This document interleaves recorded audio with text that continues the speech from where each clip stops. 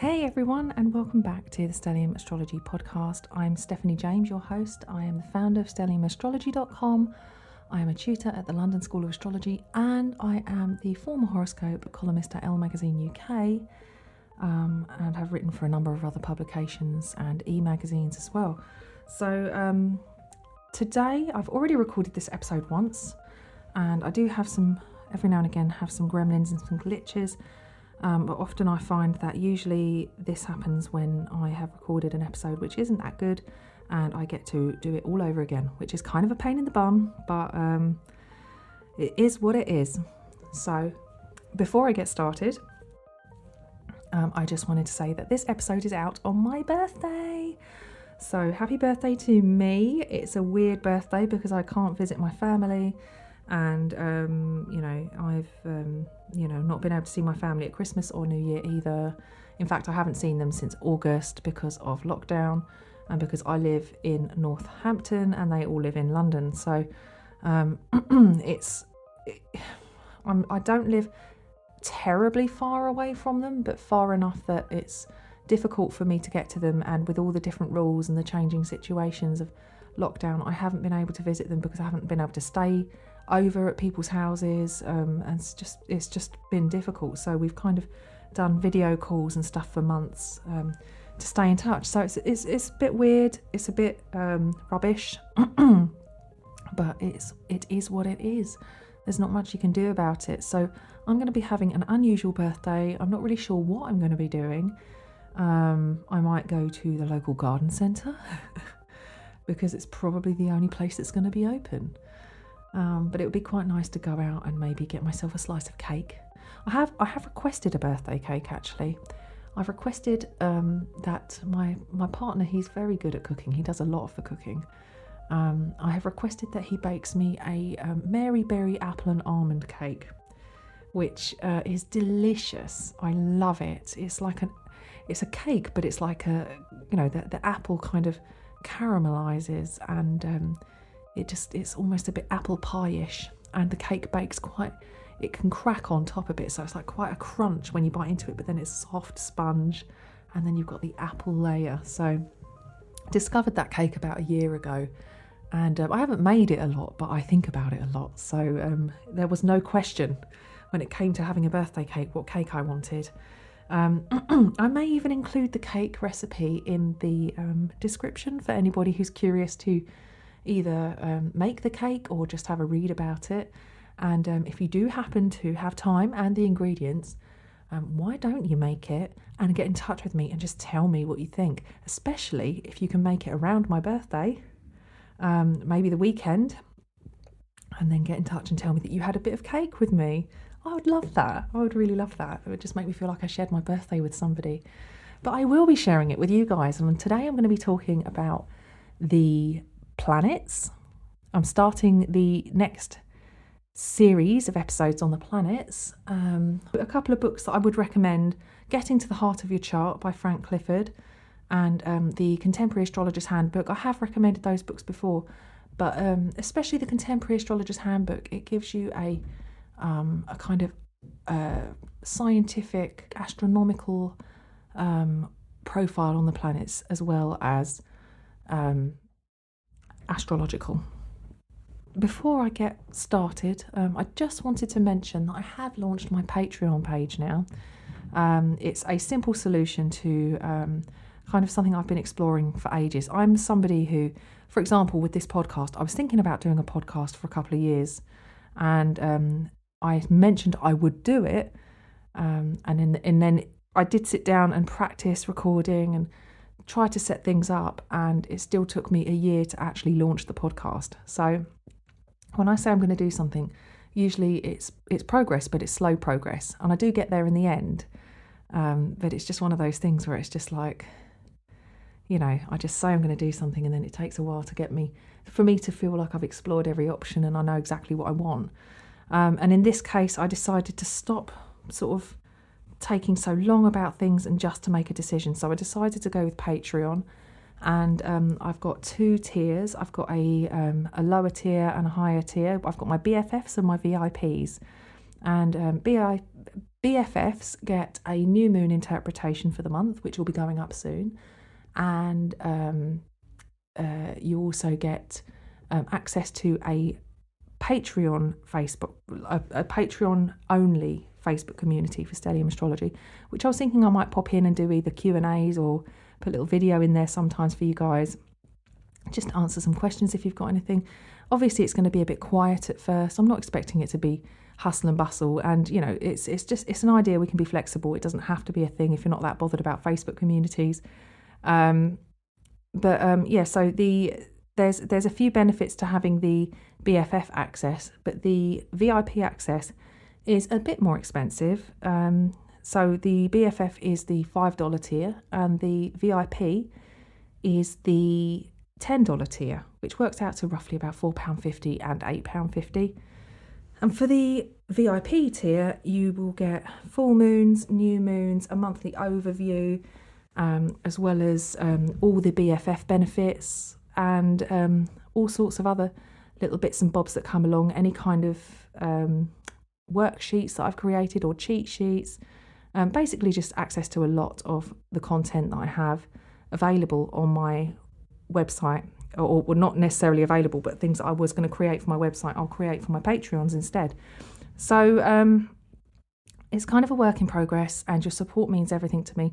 I just have to say a massive shout out to Maria, who was my first ever sign up. Lots and lots of appreciation and love to Maria, who's supporting the podcast. And I'm currently learning a new way of working, so I'm trying not to make too much work for myself. However, I am going to up my game a bit. You guys are going to hold me accountable to create this ongoing content of staying in touch with the monthly transits. And I quite like it, actually, sitting down and looking at what's coming up for the new moons, for the full moons, for Mercury retrograde at the end of this month. By the way, I'm putting that in there if anybody wants a bit of information about Mercury retrograde and what to expect. I'm currently figuring that one out.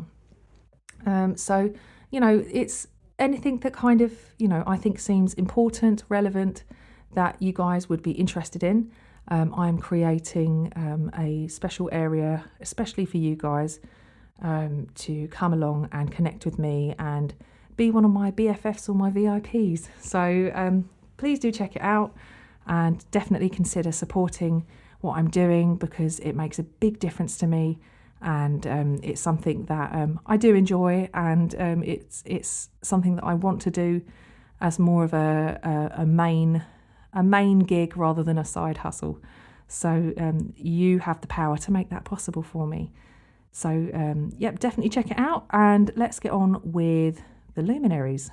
So the luminaries are the first two planets that we talk about, really. We talk about they are the light sources, as you might imagine, to illuminate is the sun and the moon. We're talking about the sun today.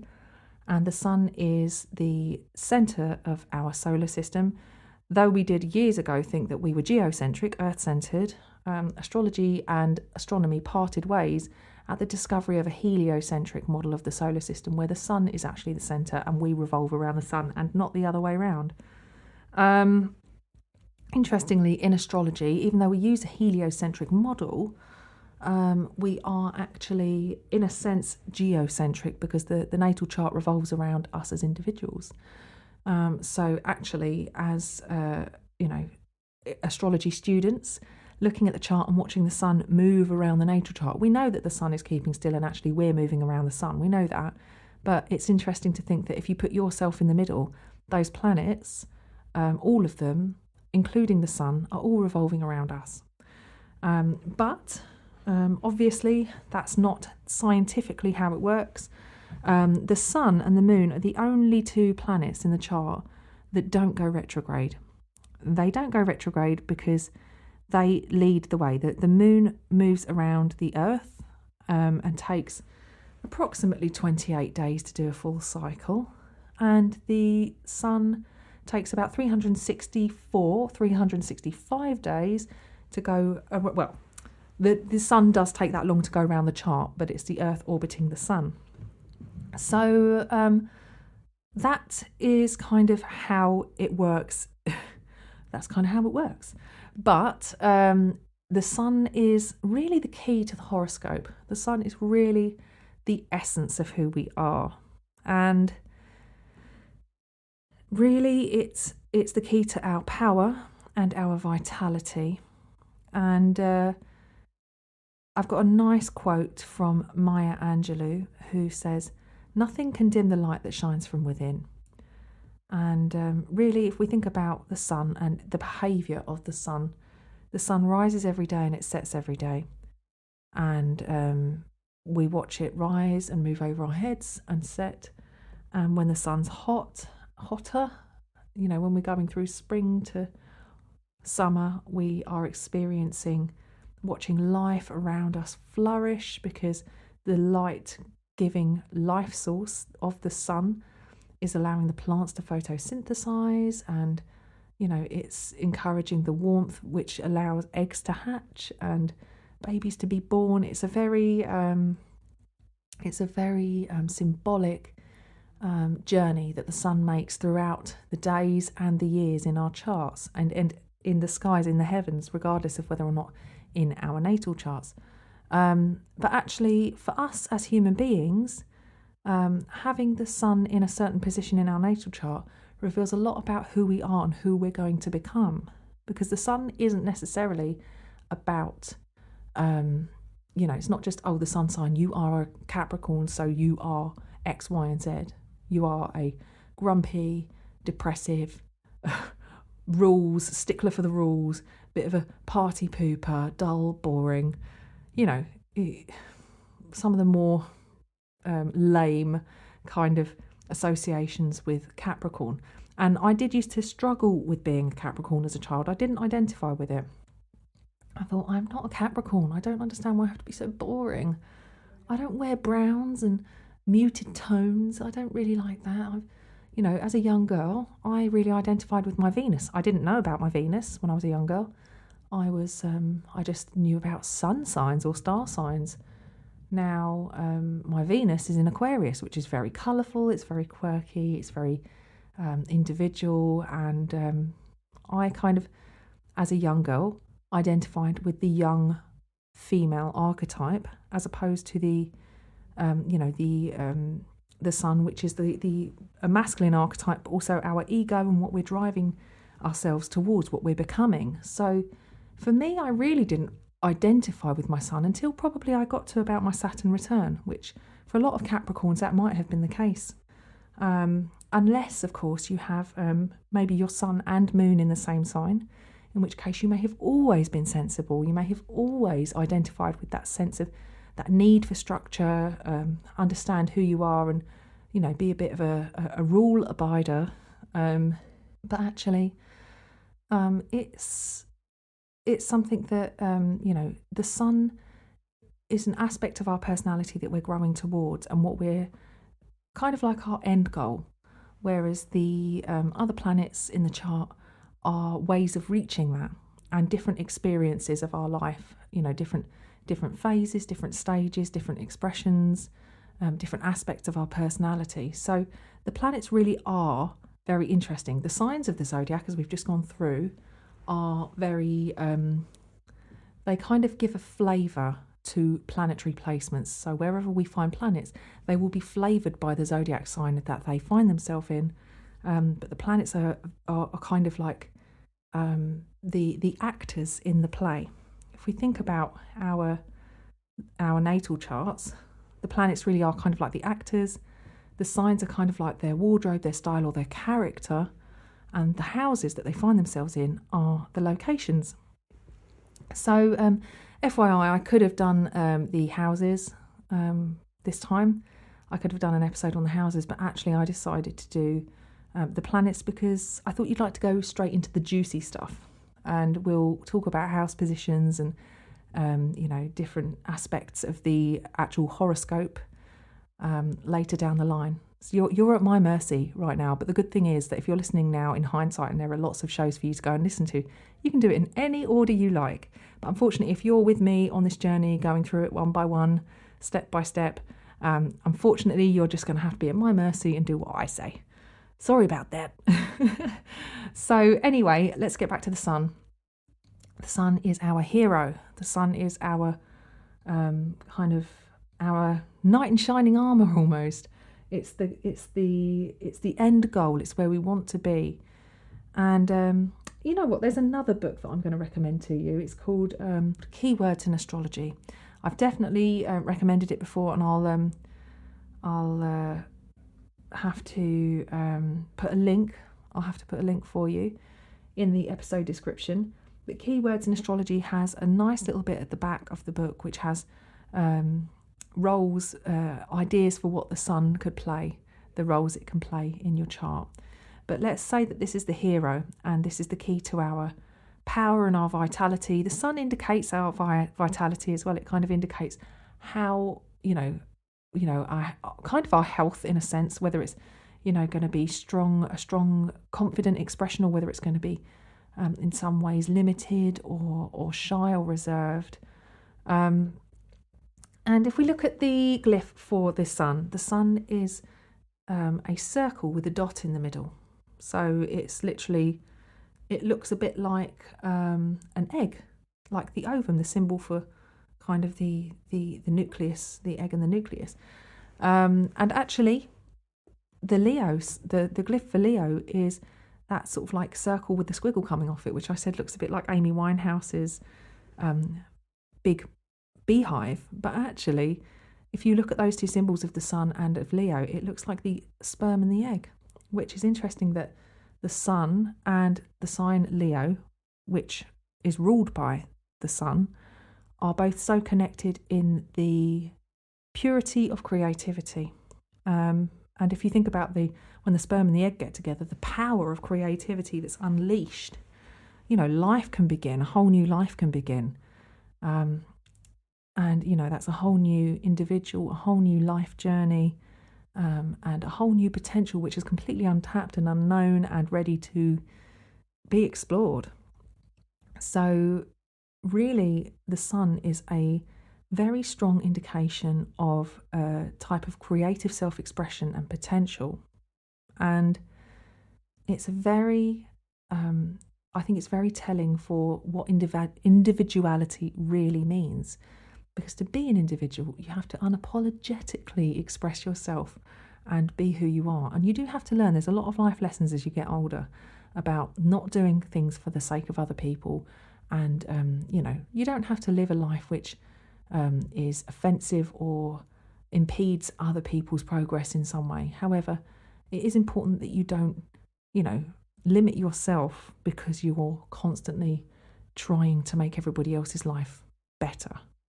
You have to learn about, for example, my journey as a Capricorn, learn about boundaries, learn about what's acceptable boundaries, when it's okay to say no to people, when it's okay to, how important structure is, how important having, some kind of routine in a sense or structure to my life, because otherwise it kind of all gets a little bit confusing and chaotic. When people say, gosh, you're so organised, you're a very organised person, I always say, but I'm not. I have to be organised, because if I'm not organised, then it all goes to pot. I think the most organised people will agree with me that they weren't naturally organised. They need to be organised, because otherwise everything's out of control. Think Monica from Friends. She needs to be organised. She feels out of control if she's not.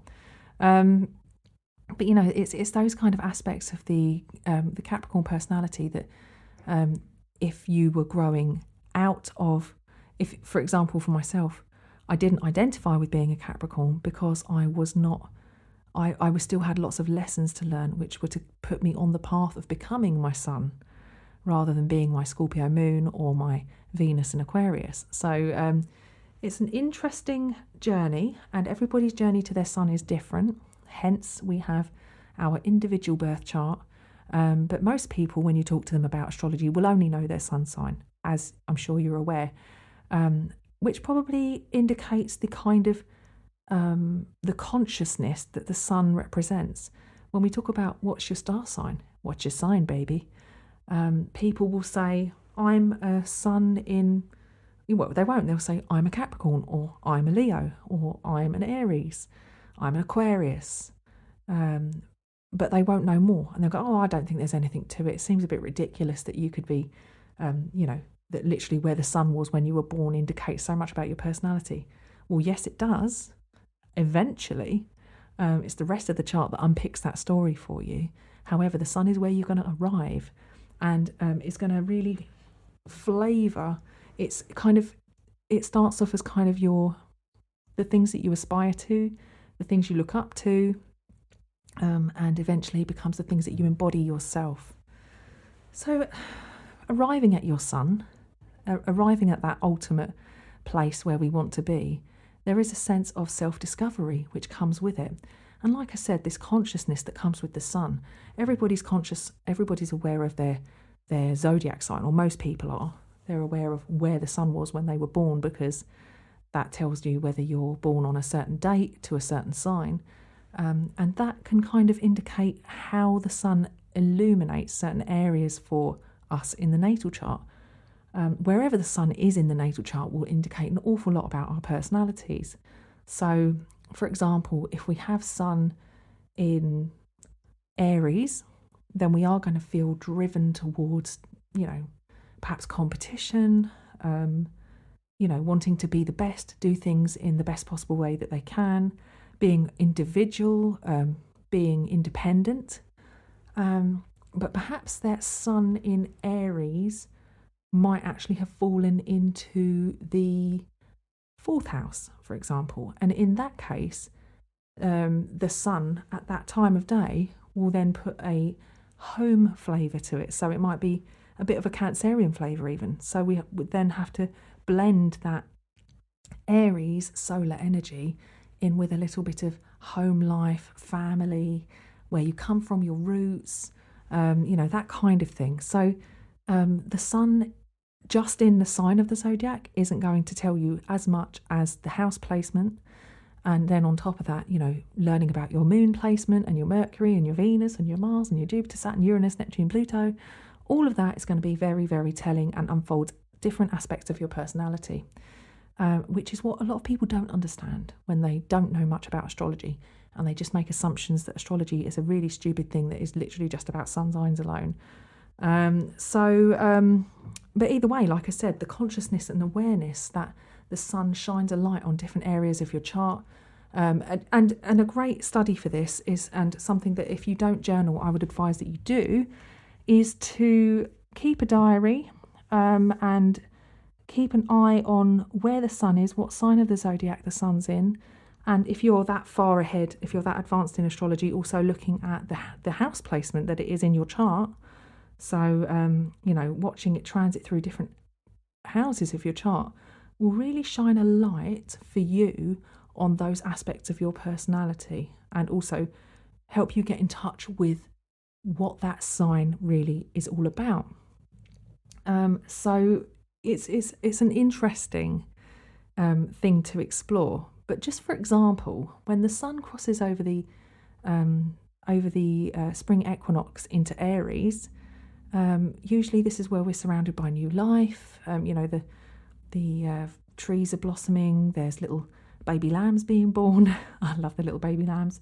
And then it moves through into Taurus season, and that's when everything's really beautiful. You can really smell the blossoms on the trees and things like that. And then you've got that switch between when it moves into Gemini. You get that real sense of shift between spring and summer, where the weather starts to get really hot and everybody's really sociable and coming out of their shells. And then the summer solstice, when it moves over into Cancer season, that's when summer is in full throes. Often people are going to the beach.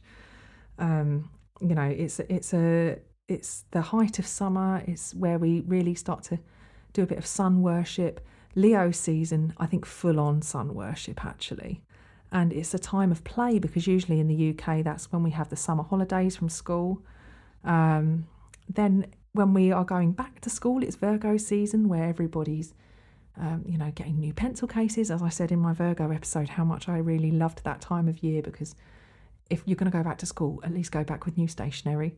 And, getting organised and getting more serious and kind of knowing you've got to focus again and get back on with school and back on the treadmill. So, that's just for example. And then, you've got the sun crossing over into Libra season, which is when you notice the plants are starting to decay, the nights are going to start getting shorter, it's starting to get cooler. And then it moves into Scorpio season, underworld, where you might have things like Halloween, celebrating that kind of almost like the death of things around you. The veil is thinnest between this world and the next, and then moving into Sagittarius season, where people are getting ready to party for the big power down, as we're all solar powered creatures and we all kind of seem to thrive in the sun. And then when it comes to the winter, we want to power down, crossing over into Capricorn season, where we have the winter solstice, which is like permission to properly power down just before Christmas. So there's that kind of week between Christmas and New Year's where nobody knows what day of the week it is. You're usually eating so much rubbish food, you've all gained weight, and you probably drank more alcohol than you should have done. And then back into Aquarius season, where you've got to be a bit more sociable, come out of your shell, back at work, kind of thing. And kind of, back to Pisces season, which actually I think I mentioned this in the Pisces episode. I'm not sure if I did or not. But I noticed at that time, that being the last sign of the zodiac, often there would be a lot of deaths in the older communities that I kind of, when I worked for a charity, an older person's befriending service, and also working for the NHS, you'd notice a lot more deaths in Pisces season, because it's just that time where people let go, and it's just before that lovely burst of spring. So it's almost like, it really is kind of like the very end of it is the very last sign of the zodiac, and it's kind of that bit where people just let go. It's time to dissolve back into that source from which they came. But what's really interesting is to note that when the sun moves through these seasons, through each zodiac sign, we do definitely get a real sense of change through each one. We really can observe it. Look at the what's on the TV, look at what's on the newspapers. In the newspapers, you'll definitely notice certain themes that tie up with certain seasons, like Capricorn season, like Scorpio season, like Pisces season, and ready for that new burst of life to start the cycle all over again back in Aries season. So that was a little walkthrough of each of the zodiac signs and keeping an eye on what the sun can do through each of those. But let's just go a little bit through what, like I said, the sun rules Leo. And I talked about the glyph being a kind of egg, and the nucleus and the sperm, or the ovum and the sperm. But also you could look at it as like the all-seeing eye, or the eye of Big Brother, and also a circle with a dot in the middle. The circle represents completion and the dot represents Earth. And you can kind of imagine that actually, we are, when we reach our sun, when we've finally grown into our sun, the journey that we take, that we actually have reached a sense of completion for ourselves. And perhaps that's when we ultimately reach our end goal. That's when we really reach a point of total completion. And the colour, if you couldn't guess, the colour for the sun is yellow or gold. So maybe somebody that wears loads of gold, maybe lots of gold jewellery, and check out whether or not, see if they've got a strong sun placement, whether it's quite prominent, or if you wanted to embody solar qualities, if you wanted to bring out the confidence of the sun. Because remember, with Leo, they're very good at getting people, inspiring faith from others, inspiring other people's confidence in them. So actually, if you wanted to inspire other people's confidence in you, and you wanted to embody that solar quality, you could wear some gold, you could wear some yellow. I know that when I wanted to be a bit more confident, I think I'd had some treatments, and somebody had told me that I had a blockage in my my solar plexus, which is kind of, if you're not aware, it's kind of stomach area. That actually the solar plexus, wearing tiger eye would encourage the solar plexus to be more expressive and more confident. And also, like I said, the metal that the sun rules is gold as well. So, like I said, the gold jewellery and things like that. I do think about, when I think about the sun, when I do think about yellows and golds, I can't help but think about those Egyptian beautiful golden pharaonic statues with their deep kind of almost cobalt blues, midnight blues, and their beautiful golden colours. Some mythology for you. I'm not going to go into the stories, but there's Apollo is a mythological solar deity, and Apollo riding his golden chariot across the skies. There's Horus and Ra, which are both Egyptian. If we think about the eye of Horus, and we think about the solar disk being that kind of all-seeing eye, or I like to think of it as that kind of big brother eye as well. And then we've got Sol or Helios. There are so many solar deities in so many different religions. These are just a handful for you. And the parts of the body that are ruled by the sun are the heart. Think about somebody who has a big heart, or somebody that wears their heart on their sleeve. I often find that people with Leo ascendant tend to wear their heart on their sleeve a little bit. And actually, definitely one Leo ascendant I knew, Pisces with a Leo ascendant, really did wear his heart on his sleeve a lot and would get hurt a lot. But you could describe somebody as being a bit heartless sometimes, somebody who's not very warm or open or giving.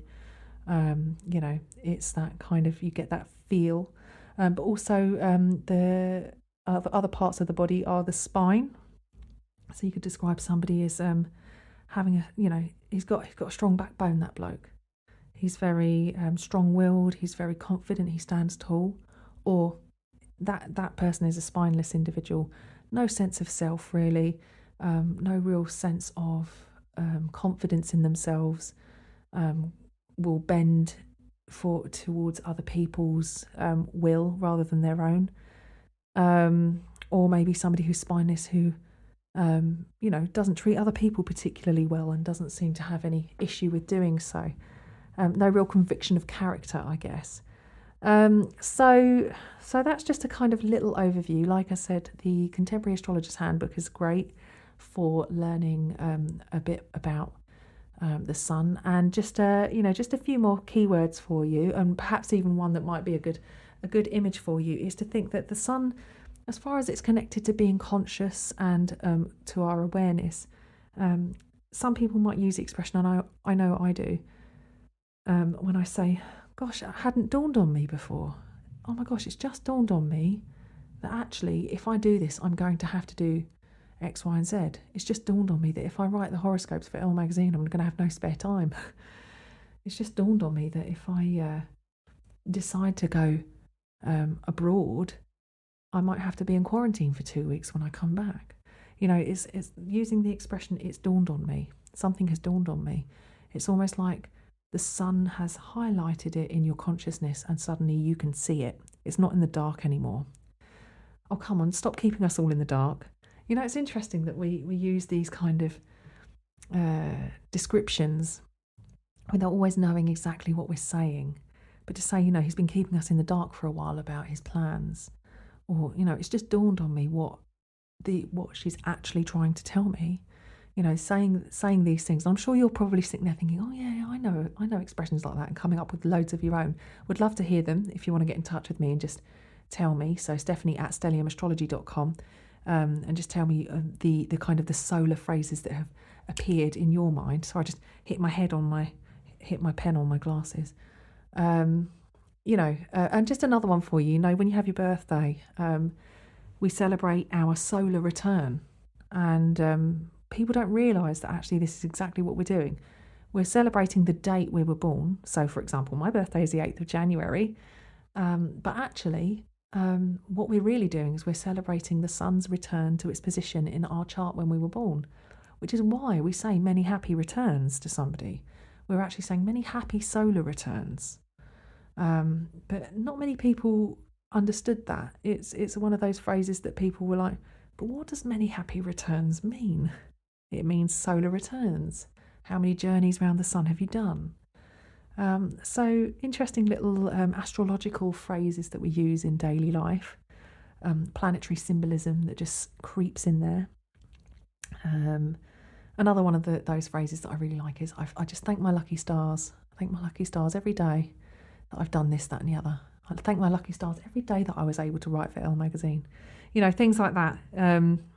It's nice little planetary symbolism that just creeps into our language without us even realising. So there's lots of keywords that are connected to the sun. Our personal identity, physical vitality, our potential, well-being, our self-expression, confidence, authority. And, the sun is a masculine archetype. So even with our modern gender assignments and sexual identities, the sun can still be an indicator of what we aspire to, not necessarily masculine in the sense that it has to be a man, but the kind of masculine expression of consciousness and conquering and confidence and going out and achieving something. There's that kind of masculine essence, but we can still have perhaps two caregivers in our life. One's a more lunar and one's a more solar. However, they don't have to necessarily be assigned to a man or woman specifically, but somebody that embodies that role for us. There are many arguments over Saturn, whether or not Saturn is actually a masculine archetype or a feminine archetype. It's quite interesting that some people associate Saturn with a grandmother rather than a father. And I can see that there's a lot of truth in both expressions because I have a Gemini ascendant and I can always see two perspectives. But anyway, so really the sun is the area of prime importance in our chart and kind of the overarching story. I guess you could say it's kind of like our arc, our character's journey, our hero's journey. And I'm not going to go into big chart interpretations now. I already recorded this episode once and I'm like, I need to get a drink. So I'm just going to look at a handful of charts of people who have their sun. If you imagine a compass, kind of at the north, south, east and west positions. So we have Amanda, who's 7th of January Capricorn. Happy birthday, Amanda! Many happy returns. I hope you've had a wonderful birthday. And your birthday is your sun has just set in the chart. Your ascendant is 19 Cancer. So your sun is at 16 Capricorn, having just crossed over into the lower part of the chart. To find out what the lower part of the chart is, from the 9 p.m. position to the 3 p.m. position, if you can imagine the chart looking like a clock, draw a line across that. The 9 p.m. position is the ascendant, the 3 p.m. position is the descendant, and that is actually the horizon, the east and west horizon. So the eastern horizon is the 9 p.m. position, the western horizon is the 3 p.m. position, and any planets above that are daylight planets, and any planets below are nighttime planets. So Amanda, your sun has just set in the chart, along with your stellium of planets there, all Sagittarius and Capricorn planets. There's a lot of planets below the horizon. Jupiter is above the horizon for you. So actually, there's not a lot of... It doesn't mean that you're necessarily an introspective or introverted person, but there's a lot of your personality that isn't going to be met. People are probably not going to meet a lot about you unless they're very close to you. And interestingly, your question that you asked about was, you said that you travel a lot, and where will you settle? And Jupiter, the planet of travel, is the only planet really that's above your horizon. So, maybe that's what people meet about you. They hear stories about your travels and learn about the different cultures you've experienced. But actually, when it comes to more personal aspects of your personality, you keep that quite private. It's just not the thing that you immediately offer up to people. I also find that depending on the position of your sun, whether it's nocturnal or diurnal, daylight or nighttime, is when you're probably more active mentally, I find.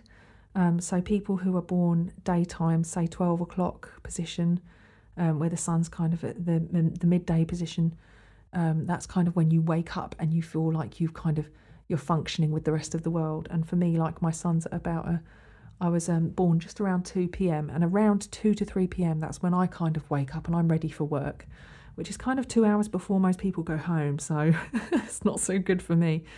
And yeah, if you've got like a sort of like if your sun sits at the kind of the midnight position, who's at the midnight position? We have Katie, who has got she was born at 11:50, and her sun is just between the third and the fourth house, the very bottom of the chart, so almost the 6 p.m. position. I wonder if you're a bit more of a night owl, actually, and you've got a lot of planets below the horizon, but your moon is above the horizon. So I'm wondering, actually, if your family and friends hold more of you. They're more what people meet about you before you really reveal much about yourself. But your sun, like I said, sort of sits between the third and fourth house, and the bottom of the chart is that kind of midnight position. And it's quite hidden, so it's perhaps not so out there. Katie, it was your birthday in December, so happy birthday. We've missed it, but I hope you had a good one. La Flora, you have sun rising, so your sun is just about to go over the eastern horizon and come up. And often people who have this position in their chart, solar position, usually find that they found themselves in the spotlight at a young age, usually. And I think that there is a familiarity with the spotlight as well. They don't tend to shy away from it too much. It's something that they can be quite comfortable with. So you've got loads of planets rising, but you also happen to have your sun just about to pop up over the horizon. And most of your planets are diurnal. So I would say that you're probably quite... You could say that this chart, you might imagine that they're up at the crack of dawn. They're a morning person. And quite possibly you meet a lot of their personality, almost what you see is what you get kind of person. But there are some hidden aspects, particularly with the moon and Jupiter below the horizon. So I would wonder if there's certain aspects of your true lunar nature is something you hide from people. And so your nearest and dearest actually really only see your true lunar nature. Maria. Oh, hang on. Wait, La Flora, it was your birthday on the 15th of December, so happy birthday. I just feel like I want to do birthdays because it's my birthday. Happy birthday for the 15th. I'm sorry I missed it. And Maria, I already said thank you for becoming my first Patreon. And your birthday is on the 7th of January, so happy birthday for yesterday. Happy birthday for the 7th of January. And your sun is quite high up in the 9th house, just about to cross over into the 10th house. And that's a very strong, prominent, confident leadership kind of position for the sun, able to take on a leading role. And Maria, you do have a few planets below the horizon, but not loads. You've got kind of, actually, your chart's quite evenly distributed with planets. There's I wouldn't say a splash, but you've got quite a lot of planets above the horizon and a few below as well. So you've probably gotten, you're probably quite a nice balance between introverted and extroverted. And Chloe, also 7th of January, happy birthday for yesterday. Your sun is just about to rise as well. So like I said, sometimes these people with the sun rising tend to have either an ability to be comfortable with the spotlight, generally quite a good sense of who they are, a good strong sense of self. But you've also got a lot of planets below the horizon as well, so a lot of diurnal planets, and maybe you are not necessarily introverted, but a lot of your personality is kind of kept under wraps and hidden away.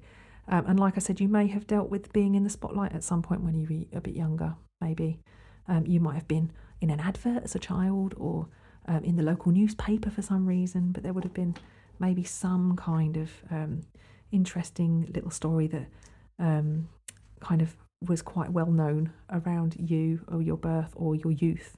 It may not be, but that is something that can occur. So that's kind of it as far as the sun's concerned. I didn't really want to go too much into the sun in different signs, just because when the sun's in the signs, you do get that kind of zodiac sign expression, and we've done all the zodiac signs already. So just one person I thought would be interesting to look at her chart.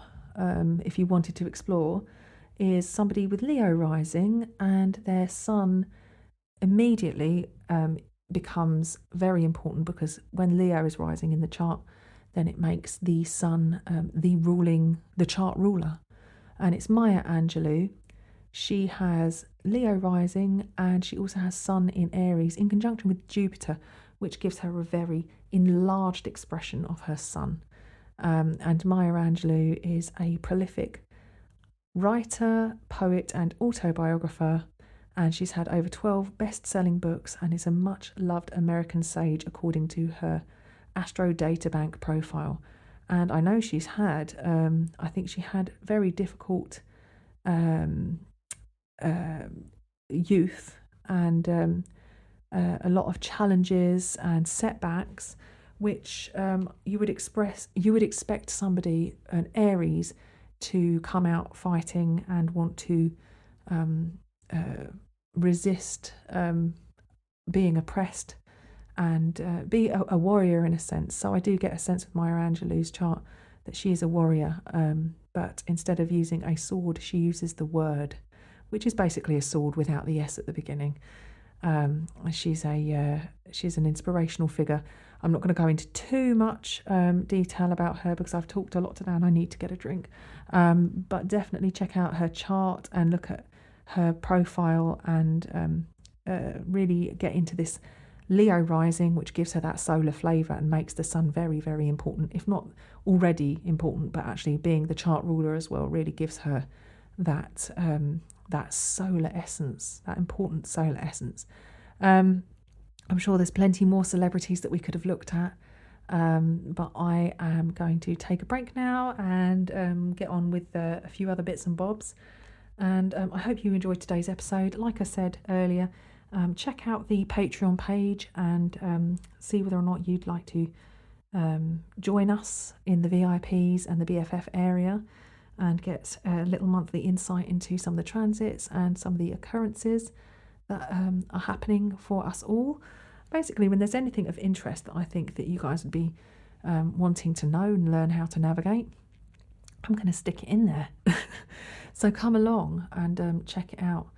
And yeah, if you're enjoying the podcast, don't forget to screenshot. If it's in your pocket, just take your phone out your pocket, take a screenshot, upload it onto Instagram, and tag me in it at Stellium Astro. I love it when you share that you're listening. I absolutely love it. And if you are enjoying the podcast, please also remember to subscribe, rate and review. Don't forget to on iTunes, and don't forget to if I've talked about you on the podcast or anything, just connect with me. Mention it in your iTunes review. I'd love to give you a shout out. And I just it's great to get feedback. It's great to know that you're enjoying it. And that's it for today. I hope you've enjoyed it. And next week we're going to talk about the moon, our other luminary in the chart. So I hope you're looking forward to hearing about the moon. Take care, you guys, and I'll speak to you next time.